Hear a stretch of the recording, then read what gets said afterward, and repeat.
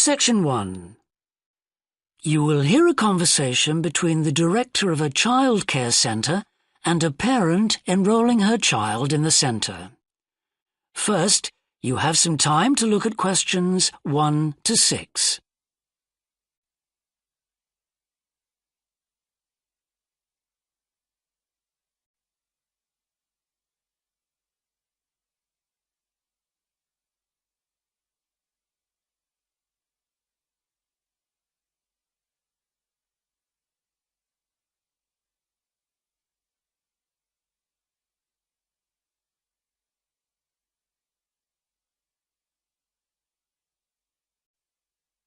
You will see that there is an example that has been done for you. On this occasion only, the conversation relating to this will be played first. Good morning. Welcome to the Early Learning Childcare Centre. How may I help you? Hi, I spoke to you last week about enrolling my daughter for next year. Oh, yes. I'll just get some details from you. So, you're her mother? That's right. And can I have your name? It's Carol Smith. The parent's name is Carol Smith, so Smith has been written in the space. Now we shall begin. You should answer the questions as you listen, because you will not hear the recording a second time. Listen carefully and answer questions 1 to 6. Good morning. Welcome to the Early Learning Childcare Centre. How may I help you? Hi, I spoke to you last week about enrolling my daughter for next year. Oh, yes. I'll just get some details from you. So, you're her mother? That's right. And can I have your name? It's Carol Smith. And your daughter's name? It's Kate. Now, we have several groups at the centre and we cater for children from 3 to 5 years old. How old is your daughter? She's 3 now, but she turns 4 next month. I'll put 4 down because that's how old she'll be when she starts. Fine. She's so excited about her birthday and coming to the centre. Oh, that's good to hear. And what's your address? It's 46 Wombat Road. That's WOMBAT. Woodside 4032. And what's the phone number? Oh, it's 3345 9865. So, have you decided on the days you would like to bring your daughter here? I'd prefer Monday and Wednesday if possible. I'll check. Monday's fine, but I think the centre is already full for Wednesday. Yes. Sorry, it seems to be a very popular day. We can offer you a Thursday or a Friday as well. Oh dear. I suppose Thursday would be all right because she has swimming on Friday. OK, got that. Because a lot of parents work, we do offer flexible start and finish times. We're open from 7:30 in the morning until 6 o'clock at night. What time would you like your daughter to start?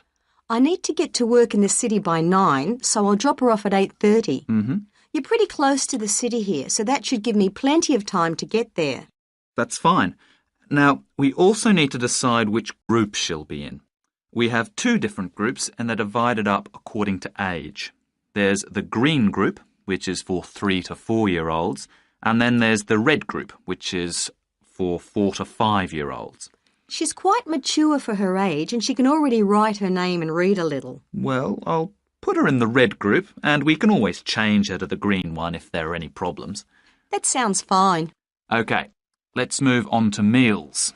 We can provide breakfast, lunch and dinner. As she's finishing pretty early, she won't need dinner. Will you give her breakfast before she comes? Yes, she'll only need lunch.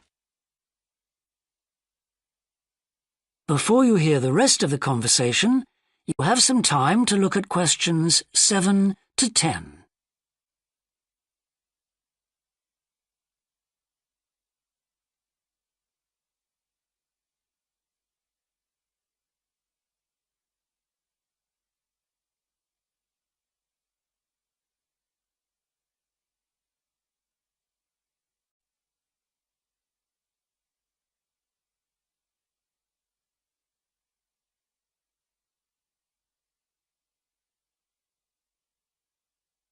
Now listen and answer questions 7 to 10. Now, does she have any medical conditions we need to know about? Does she have asthma or any hearing problems, for example? No, but she does need to wear glasses. Oh, I'll make a note of that. Yeah, she's pretty good about wearing them. She can't see much without them. Right. OK. Now, I also need emergency contact details. So what sort of information do you need? Just the name and number of a friend or family member we can contact in case we can't get hold of you at any time. OK. That'd better be my sister, Jenny Ball. Uh-huh. That's B-A-L-L. Her phone number is 33467523. Great. So she is the child's aunt? Yes, that's right. I'll make a note of that as well. Now, is there anything you'd like to ask? What about payment? How much are the fees each term? Well, for 2 days and the hours you've chosen, that will be $450 altogether. OK, and do I have to pay that now? No, we send out invoices once the children start at the centre. You can choose to pay at the end of each term, or we do offer a slightly discounted rate if you pay every month. Oh, I'll do that then. I find it easier to budget that way, and I'm not used to the term dates just yet. Good. It makes it a lot simpler for us as well. Well, that's everything. Would you like me to show you around the centre? We can go. That is the end of section 1. You now have half a minute to check your answers.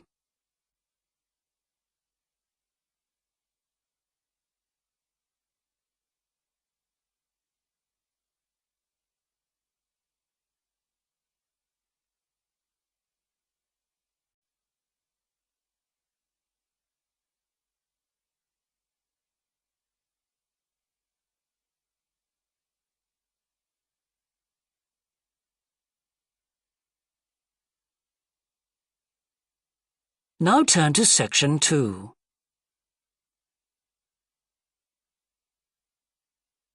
Section 2. You will hear a woman called Alice Bustle talking on the radio about the Dolphin Conservation Trust, an organisation which tries to protect dolphins. First, you have some time to look at questions 11 to 15.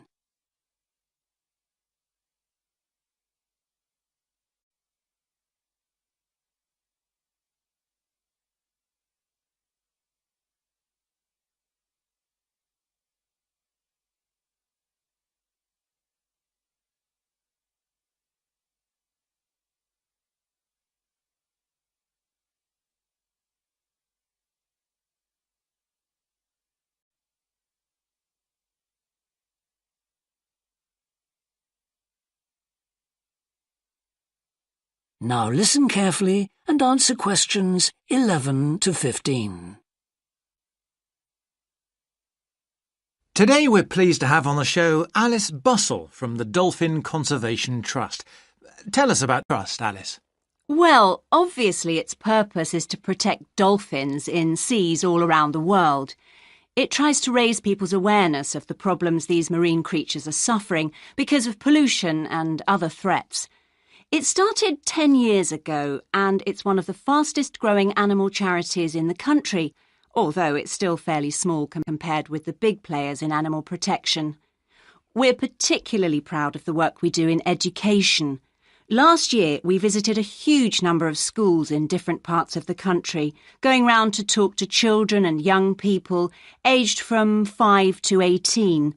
In fact, about 35% of our members are children. Oh. The charity uses its money to support campaigns, for example, for changes in fishing policy and so forth. It hopes soon to be able to employ its first full-time biologist with dolphin expertise to monitor populations. Of course, many people give their services on a voluntary basis, and we now have volunteers working in observation, office work and other things. I should also tell you about the award we won from the Charity Commission last year for our work in education. Although it's not meant an enormous amount of money for us, it has made our activities even more widely publicised and understood. In the long term, it may not bring in extra members, but we're hoping it'll have this effect. Is it possible to see dolphins in UK waters? Yes, in several locations. And we have a big project in the east part of Scotland. This has long been a haven for dolphins because it has very little shipping. However, that may be about to change soon because oil companies want to increase exploration there. We're campaigning against this because although there'll be little pollution from oil, exploration creates a lot of underwater noise. It means the dolphins can't rest and socialise. This is how I became interested in dolphin conservation in the first place. I had never seen one, and I hadn't been particularly interested in them at school. Then I came across this story about a family of dolphins who had to leave their home in the Moray Firth because of the oil companies, and about a child who campaigned to save them. I couldn't put the book down. I was hooked. Before you hear the rest of the talk, you have some time to look at questions 16 to 20.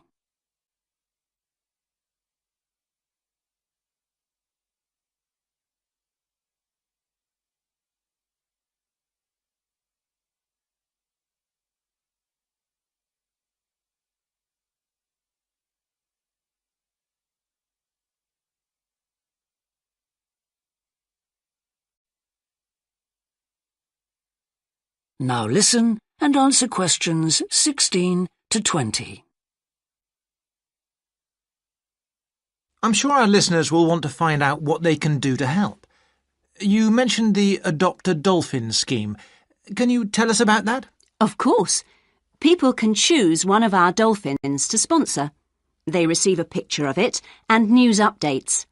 I'd like to tell you about 4 which are currently being adopted by our members: Moondancer, Echo, Kiwi and Samson.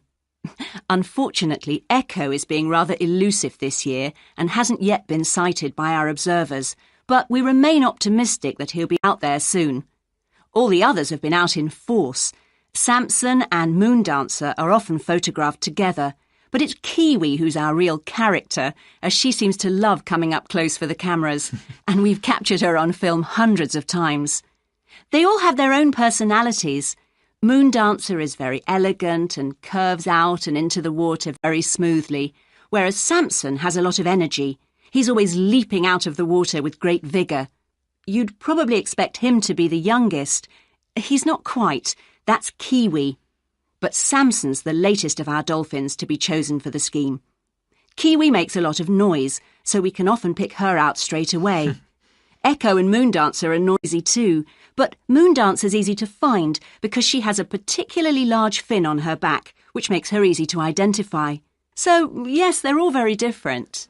Well, they sound a fascinating group. And how would you go about... That is the end of section 2. You now have half a minute to check your answers.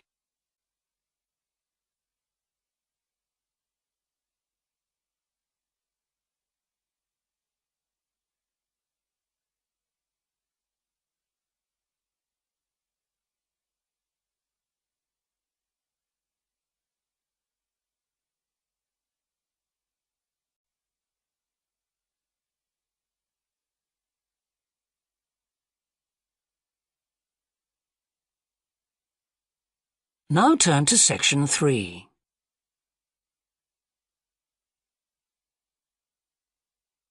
Section 3.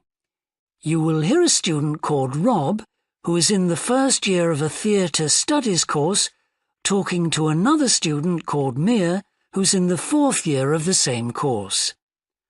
First, you have some time to look at questions 21 to 25.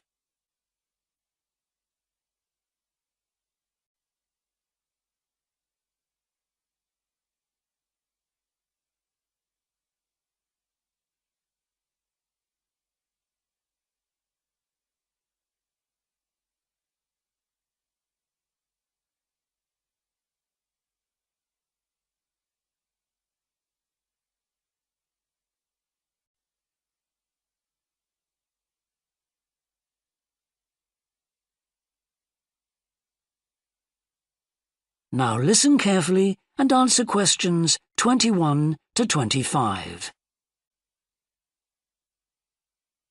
Hi, Rob. How's the course going? Oh, hi, Mia. Yeah, great. I can't believe the first term's nearly over. I saw your group's performance last night at the student theatre. It was good. Really? Yeah, but now we have to write a report on the whole thing, an in-depth analysis. I don't know where to start. Like, I have to write about the role I played, the doctor, how I developed the character. Well, what was your starting point? My grandfather was a doctor before he retired, and I just based it on him. Okay, but how? Did you talk to him about it? He must have all sorts of stories, but he never says much about his work, even now. He has a sort of authority, though. So, how did you manage to capture that? I'd visualise what he must have been like in the past when he was sitting in his consulting room listening to his patients. Okay, so that's what you explain in your report. Right. Then there's the issue of atmosphere. So in the first scene we needed to know how boring life was in the doctor's village in the 1950s. So when the curtain went up on the first scene in the waiting room, there was that long silence before anyone spoke. And then people kept saying the same thing over and over, like, cold, isn't it? Yes, and everyone wore grey and brown and just sat in a row. Yes, all those details of the production. And I have to analyse how I functioned in the group, what I found out about myself. I know I was so frustrated at times when we couldn't agree. Yes.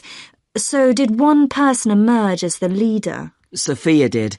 That was okay. She helped us work out exactly what to do for the production, and that made me feel better, I suppose. When you understood what needed doing? Yes. And Sophia did some research too. That was useful in developing our approach. Like what? Well, she found these articles from the 1950s about how relationships between children and their parents, or between the public and people like bank managers or the police, were shifting. Interesting. And did you have any practical problems to overcome? Well, in the final rehearsal, everything was going fine until the last scene. That's where the doctor's first patient appears on stage on his own. The one in the wheelchair? Yes, and he had this really long speech with the stage all dark except for one spotlight. And then that stuck somehow, so it was shining on the wrong side of the stage. Anyway, we got that fixed, thank goodness. Yes, it was fine on the night. Before you hear the rest of the discussion, you have some time to look at questions 26 to 30.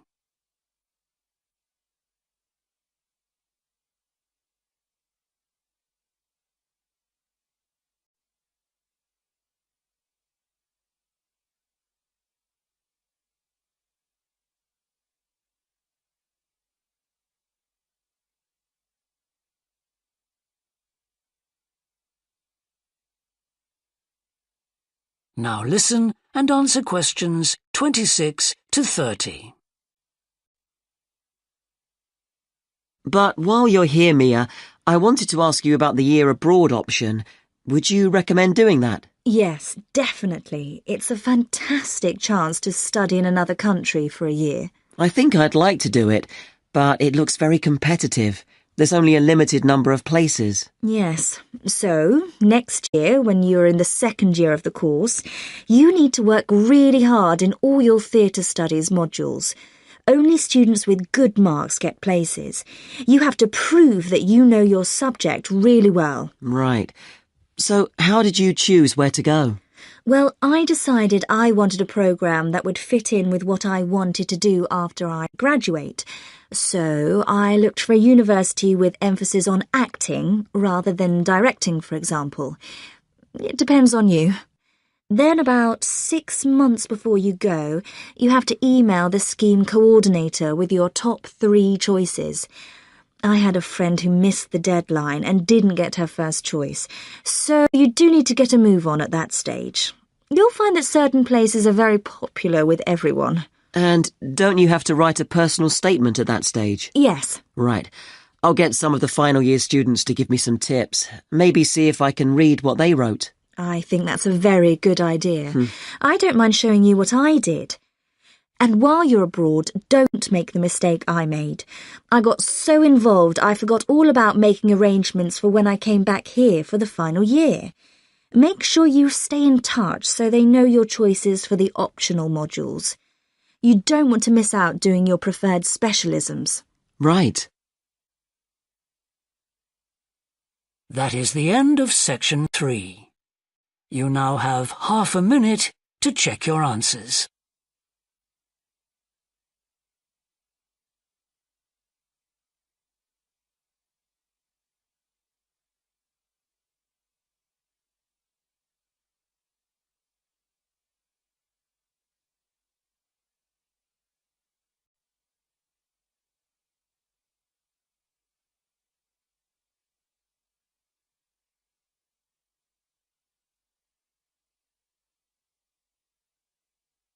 Now turn to section 4.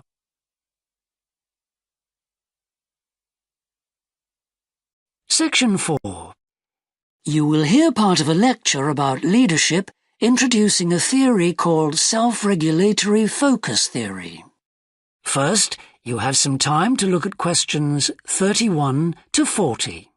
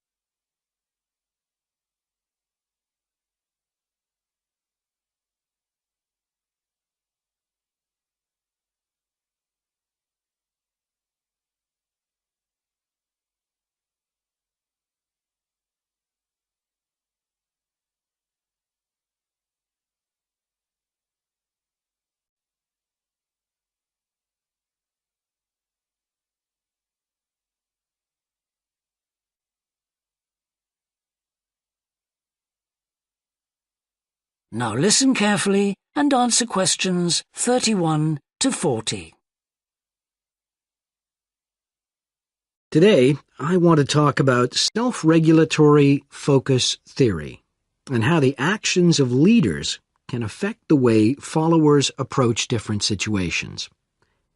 Self-regulatory focus theory is a theory developed by Torrey Higgins. He says that a person's focus at any given time is to either approach pleasure or avoid pain. These are two basic motivations that each and every one of us has, and they cause us to have different kinds of goals. Promotion goals in different life situations emphasize achievement.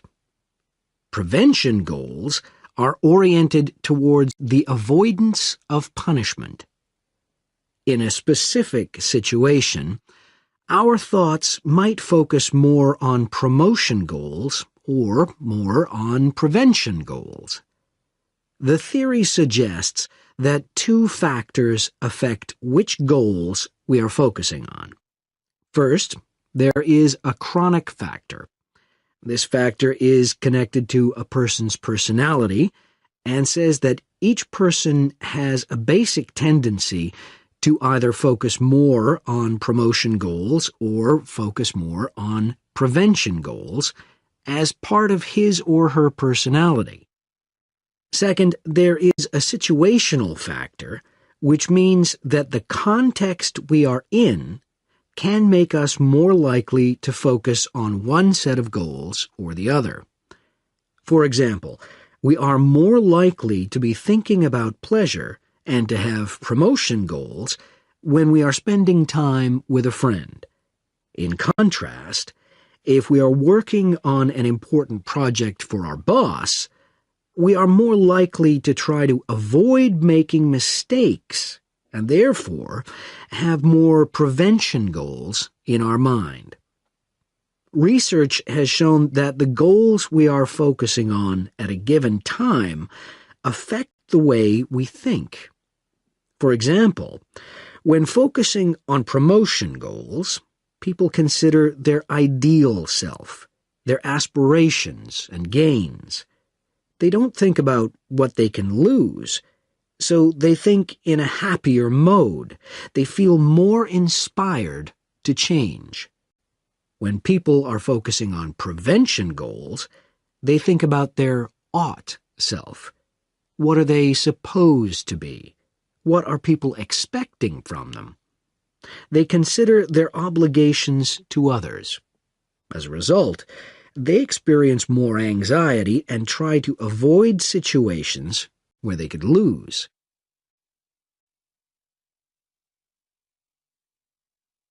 Now that I have talked about the two focuses and how they affect people, I want to look at the idea that the way leaders behave, or their style of leading, can affect the focus that followers adopt in a specific situation.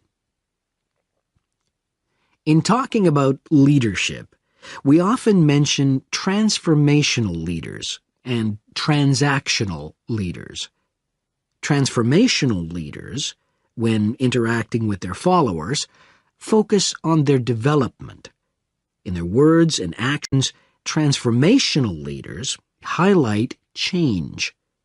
Their speech is passionate and conveys a definitive vision. All of these things can encourage followers to think about what could be. In other words, they inspire a promotion focus in their followers. In contrast, transactional leaders focus on developing clear structures that tell their followers exactly what is expected of them. While they do explain the rewards people will get for following orders, they emphasize more how a follower will be punished, or that a follower won't get rewarded if his or her behavior doesn't change. In short, they emphasize the consequences of making a mistake. This emphasis will clearly lead followers to focus on avoiding punishment and problems. This is clearly a prevention focus. In conclusion, it is important to understand that one focus is not necessarily better than the other one. For a designer who works in a field where a lot of innovation is needed, a promotion focus is probably better. In contrast, a prevention focus, which causes people to work more cautiously and produce higher quality work, might be very appropriate for a job like a surgeon, for example. The main point of the research, though, is that the actions of leaders can greatly influence whether people approach a situation with more of a promotion focus or more of a prevention focus. That is the end of section 4. You now have half a minute to check your answers.